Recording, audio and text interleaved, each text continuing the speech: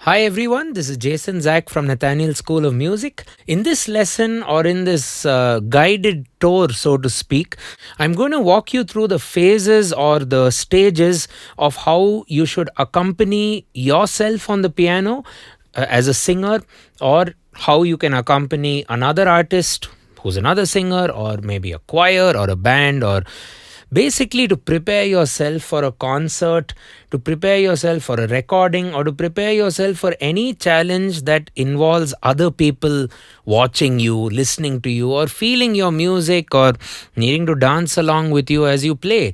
So it's very important that you go beyond the script or beyond the book and try to add your own character, your own personality, and obviously your own musicality into, let's say, the chord progression that is printed in front of you, or the chord chart, or maybe even the rhythm pattern. So this lesson or this talk or rant aims at basically freeing up a lot of the resources in your brain to help you actually think of enjoying yourself and working for the singer and just being in the moment and playing for the crowd, playing for the audience, and just playing for the good or the benefit or the betterment of the music, so to speak. So we need to free ourselves from what we have to do. That's the essential core of these different phases, as I call them. Okay, so before we get started, it'll be nice if you can consider hitting that subscribe button, turning on the bell icon for regular notifications, and you can support us on our Patreon channel for just $5 a month, and then the tires go up depending on what you want to do with us, whether it's a workshop or two, private lessons, or chord charts, and a lot of other resources which are there on Patreon, right? So let's get cracking. Phase zero, as I call it, which very few people even call as a task you need to do for accompaniment. Listen to the song many, many times and prepare the sections, the structure, and all the key moments in that particular song. So listen. See, it's very tough to get many listens into a song, especially as a professional musician, if you are one. So a tip while listening to music is just forget about learning it. Don't think that, oh, I have to learn it, or, oh, I'm a student, or I have to do this at a sessions recording or at a concert. No, you have to just listen to the song just to listen, just like any fan or lover of music would do. So a hack would just be, wherever you are, let's say you're cooking, walking somewhere, doing a run, jog, whatever, or just having idle time, this is where you need to queue up a playlist of songs that you're going to perform or whatever it might be, and just let the number of listens that hits your ear is extremely crucial. And that's what gets your subconscious brain to work, because you'll know when the stops happen, when the important moments. So listen to it and just write down, okay, this has an intro which is just a piano alone, then there's a verse, then there's a pre-chorus, then there's a bridge, then there's some kind of a very funky bridge section, then there's a saxophone solo, then it gets into some very ad-lib alap kind of section, and then the chorus repeats as it should for most songs. Then there's like a key change. Of course, I'm making this up, but this could happen in songs. There could be a key change, or it's a duet, so you have the male vocal part and the female vocal part, or vice versa, depending. So plan all that.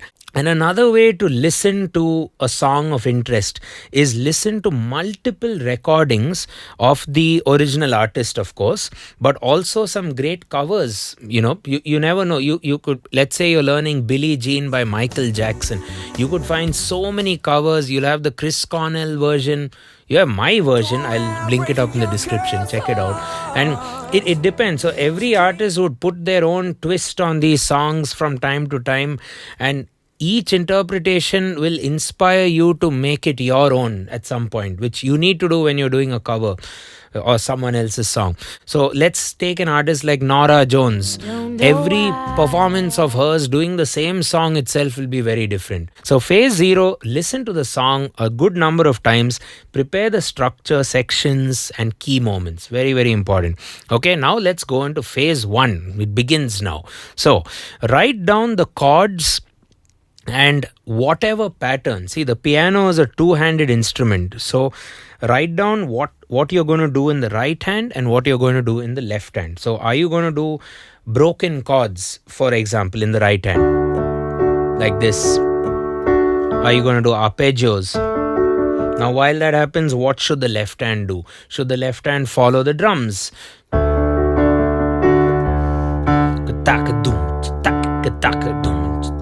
With a little bit of a bass line,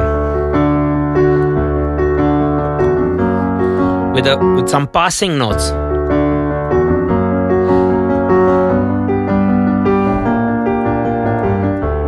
With some arpeggios in the right hand. While you actually plan these patterns, make your own chord charts and small notes. I always recommend, even if the chord charts are given to you, or let's say you go and Google the chords. First of all, Googling the chords will end up being wrong for the most part, because people don't take time to actually transcribe it, especially if it's a tough song. Well, even some easy songs I've observed, because Google chords may forget slash chords, they may forget extensions, they may leave out some passing chords, some walking bass related chords, secondary dominance, substitution chords. People who are transcribing may not actually hear it. Maybe there's a ninth extension, 11 sharp extension, or whatever it may be. Or maybe the chord is a major, but your singer is singing, and like in this case, the singer goes, so the resultant chord is not just a major chord, it's a major add 2. So you have to name your chords correctly. Usually major, minor, augmented, diminished, suspended. Then after that you have to figure out, are you going to do an add? Add means alongside the triad you're adding. You can add a 2, you can add a 4, you can add a 6, flat 6. Are you doing a seventh chord? Seventh chord changes the vibe of the sound. You have major 7, minor 7 flat 5, dominant 7th, minor major 7th, diminished 7th, and so on and so forth. 7 sus 4. Then is it a suspended chord and whatever else, or is it a slash chord? So make up your own chord charts.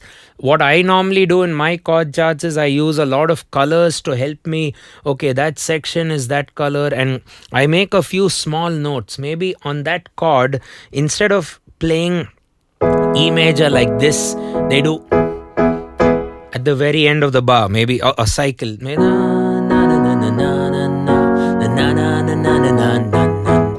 Let's say you do that. And that's a very important moment. So I would recommend that you map that out, especially if you also don't get a chance to listen to it so much, or if you're like me and you forget stuff. You need to, and writing it down, you may actually remember it after 2 jams or after 2 or 3 tries. I'm sure you have a better memory than me watching this, but what I tend to do is, even if I do end up remembering the part, and if I don't even need the book, I still rely on starting with the book and writing it, because it's just like how maths classes used to work. When we are kids, the teacher will give us the same algebra equation, conceptually it's there, or the same geometry, problems, or the same arithmetic problem, whatever it might be. So in a maths class, that repetition gets you to be really good with numbers, really good with calculations. So I just feel writing it down, even though you might take it for granted, just writing it down gets the data, or gets the concept or the knowledge seeped into your brain. And when you sleep, wake up, it's there. It's there with high intensity. While you write down the chords, or after you write down the chords, just decide, what is the right hand going to do, what is the left hand going to do. So now you've got your chords, you know what the pattern is going to be. So let's move on to phase number 2. Now in this case, you might have your charts, so you read the book, or you could be watching. Let's say you're learning a song through the internet, you're using YouTube to learn. You could be watching that musician, or you have a teacher. So watch the teacher and look at the piano, stare at the piano for all those key moments, or all those small articulations. Like maybe the pianist got to start with the second inversion of the D major chord rather than the root position. Why? Maybe it's easy, maybe it sounds better for the song, and so on. So decide where the inversion is, which finger is being used for what, get into it really well. And when you're reading the book, try to go from section to section. Yes, you can take gaps initially, but try to finish the whole section with in this stage. Okay, and now coming to phase 3. Now the assumption here is that you're not going to be the actual singer of the final song. But even if you are not, make sure to sing and play the song you are practicing. Even if there are gaps, and even if you, like me, are not a aspiring lead vocalist, or maybe you feel you even suck at singing, so doesn't matter. You have to go through the track. Hey Jude, don't make it bad. Take a sad song and make it better. So even if you can't sing, you have to go through it somehow. Okay, and if you're having a gap, no, it's okay, but do 2 chords at a time. So and don't go to the next one, just stay there.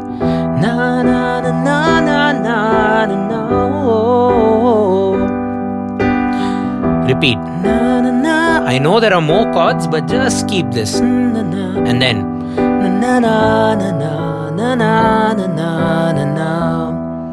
okay. If you're like me, you might not remember lyrics that well. I encourage you to remember the words also, but sometimes with today's music, the lyrics are not even worth remembering, if you ask me. So just hum it, do la la la, na na na, or maybe sing the melody cleverly with swaras. Like for example, you take Somewhere Over the Rainbow. Somewhere over the rainbow, way up high. So if you don't know those words, sa sa ni pa da ni sa sa da pa. So that way you're aware of the melody as well, even though it might take you a bit of extra time. So that's phase 3. Okay, phase number 4. This is to achieve proper muscle memory and hand coordination. Even though there are gaps in phase number 3, what I would recommend here is play whatever it is you have to play really, really, really, really slow. Okay, so don't need a metronome, no need of all that stuff. Play the thing really, really slow. So if you have to go through a piece of music, let's say the chord progression is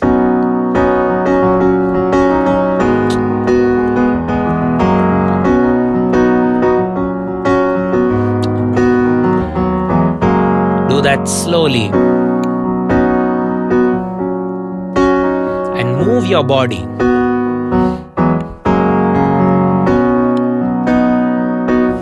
To the pulse. Don't move it randomly. This ensures that you have your own clock running inside you. Really slow. And I can guarantee you, if you do it this way, with you moving your body to the pulse and playing super slow, if you ever were to put on a metronome, or if you hear a metronome in a studio, big deal, you'll be able to crack it. So playing with a metronome is not the skill. It's about you having your own metronome, which is not entirely perfect. And then you rely on this perfect electronic tool in cases like a recording, or if you're doing a live concert where you have in-ear monitoring, IEMs as they call it. You can play that metronome and you're not reliant on the metronome. You're just perfecting your craft, so to speak, or making the performance tight, and you're able to coordinate better with musicians. So if the drummer, the bass player, and you, the pianist, if you all are all aligned with that click, you all kind of are in the same time, and when you improvise or go a little bit off time, you still know that there is a metronome running. So you have to come back. You have to be firmly grounded as well. A metronome actually gives you freedom, come to think of it. Okay, so that was phase 4. Play really slow. Now phase number 5. Play through the entire song without gaps, because by now you already know your chords, you know your inversions, you know your patterns, you know you've played it slow. So here's where you need repetitions. Play the song without any gaps, tap your foot going section by section, and be careful from section to section. Don't take a gap, because you don't get that chance in a show, or you don't get that chance in a recording for the most part. So use maybe a drum beat or a backing track if possible. What you could also do is, if you're doing a cover, you could download the song or purchase the song through Apple Music or whatever and import it into these very modern stem splitting apps. For example, Moises is there. Songmaster Pro is a great app which I use. That's what I would recommend. What these will allow you to do is, you bring in the song. See, what is the loudest part of the song? The vocals. So you can reduce the volume of the vocals or mute it completely. So it's really cool. So these sort of technologies are there to a point that you don't even need a karaoke track anymore in 2025. You can just get the original song, remove the vocals, and just, I would recommend, play drum and bass. Do drum and bass, because then you are in control. Sometimes if we mute the vocal, we forget where we are. So that's part of the challenge. You should know each section of the song and don't be dependent on the vocals, because they are meant to kind of explore. They can do whatever they want in the show. They might just talk to the audience or whatever. So play the song without any gaps and tap your foot going section by section. And a pro tip would be, it gets super easy in the morning, but only after a good night's sleep. So work it out, put in your effort, put in your energy. The result will come just like a gym or a sport or whatever. The skill will be developed after a good night's rest, or after rest in general. Okay, so phase number 6, you might now think these are going to be a bit weird, but trust me, it works. And over my 2 decades of doing this professionally, you could say, this has worked for me, and I follow this stuff till today.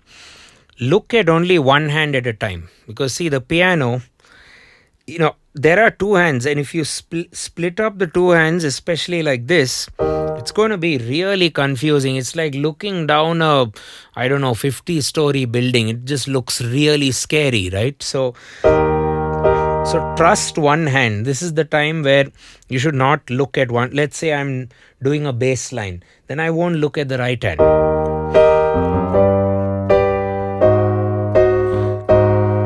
And inversions are needed. So here and there you could look for some tough chords, I guess.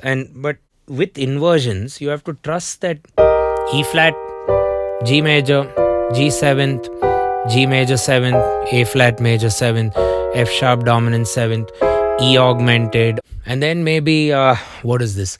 F 7 sharp 5, just for fun. I don't know if I'll get it. Yeah. See, that's the 5. That's a sharp 5. So you should be aware, and then invert that. Maybe a minor 7 flat 5, C minor 7 flat 5. And from there, see, C major, C minor, E flat, like this. You should be able to shift with inversions just like a guitar player, if you ask me. Okay, so look at only one hand at a time, especially for things like bass lines.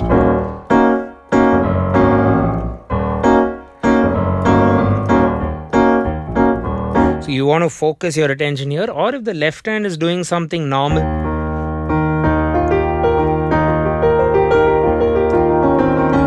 and you're doing like a riff in the right hand, then look only at the right hand, but you'll have to forget the left hand. So then I would take you to phase number 7, which is actually a bird's eye view. So you don't actually look at any hand. You just look like an eagle or a kite trying to find their prey from the sky. They are not going to pinpoint their vision towards one animal. It's going to be the whole geographical location. So it's the same thing with piano. You kind of know where you are, but you don't really need your eyes. So if I'm here, let's say, you just find a spot in the middle and do your thing.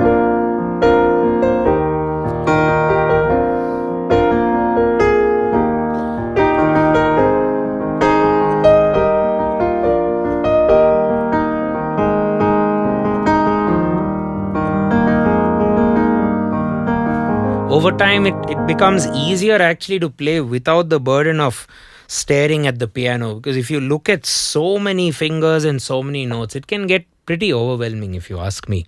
Okay, and now phase number 8 is, I'm sure you're guessing it, all of the above once you've done that, but just don't look at the piano, because if you are also a singer songwriter, or if you're looking at charts, or if you're looking at your musicians who are around you in the rehearsal room, it's just very awkward to have a book looking at it, and you feel very, you others also will feel that you're very disconnected. And imagine this at a show, the audience, you're literally there's no eye contact basically, because your eyes are on your book or on your piano. So practice without looking, and even if in the show you look a little bit, try to, during your practice without any eyes. No requirement for the eyes, you have to trust it. Things like that. Maybe if you're doing some crossover arpeggios, things like here and there, you can use your eyes just to shift to the next route or things like that. Okay.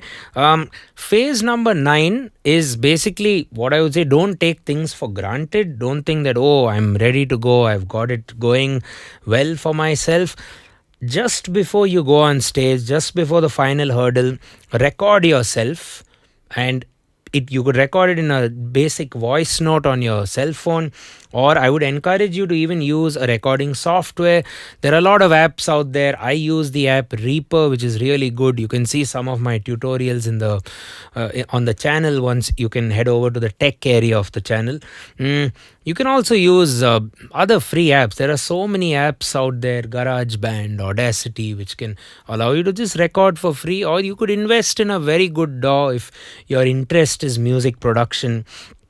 Basically, record yourself not to record but to monitor, and when you record yourself playing the piano over that song with the backing track or whatever, make sure that you don't hear it back immediately. Give it some time, take a break. Maybe you want to do this just before a meal, or just before you sleep, or just before a break, and hear it the next morning.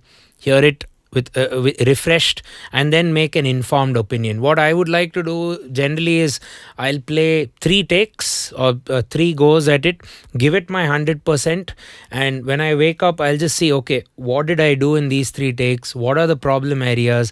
What are the small things I need to improve on? There's this one spot here and there. Recording is very important.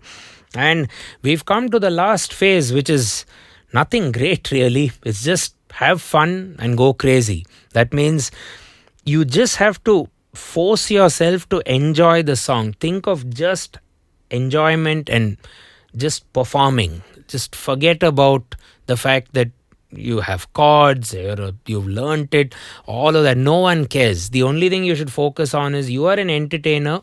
Music is in the entertainment business, so to speak. You're playing a show. You're there to make people, you're there to inspire people. You're there to give people a certain emotion or a certain feeling, or get them to dance, whatever be the case. That's your job. That's your final job. So if you think of inversions, if you think of staring, if you have the doubt, am I good at timing, am my inversions a bit glitchy, you're not going to entertain. So basically that's your reward. All your practice is paid off, and just go crazy on stage. Yes, there could be a few technical things. If your performances require technology, you would need to trust even the technology. Maybe you have an amplifier, you have a laptop, you have some apps which you use, or some patches, some volume levels. You would need to also set all that before you go to the venue, because things get very chaotic at the venue. There's a sound check, there's so many other people trying out the same thing. So my advice is, even with the technology aspect or the sound aspect, get very happy and comfortable in your home or in your own place, and when you go on stage or in the studio, that tech wise you're sorted and preparation wise you're sorted. So usually we think, oh, the drummer should be the best at timing, but it should be the guy who is the best at timing who everyone will end up following. So I learned this by playing in a choir and a few smaller groups where the singers, if they rely on you, you're playing well. If they don't rely on you, you just might get fired. With a band, it doesn't work that way, because if you're not playing well, the other guy will play well. Maybe the drums and the bass are really good, so the guitarist can kind of relax and so on and so forth. So I would encourage you to also take responsibility, and when you play, try to be the best at timing. Try to be very, very clear about what you're doing. Right, guys, that's about this talk. I hope you found some of these tips useful. And do consider hitting that subscribe button and turning on the bell icon for regular notifications. We release a lot of regular videos on our channel. Thanks a ton. Cheers.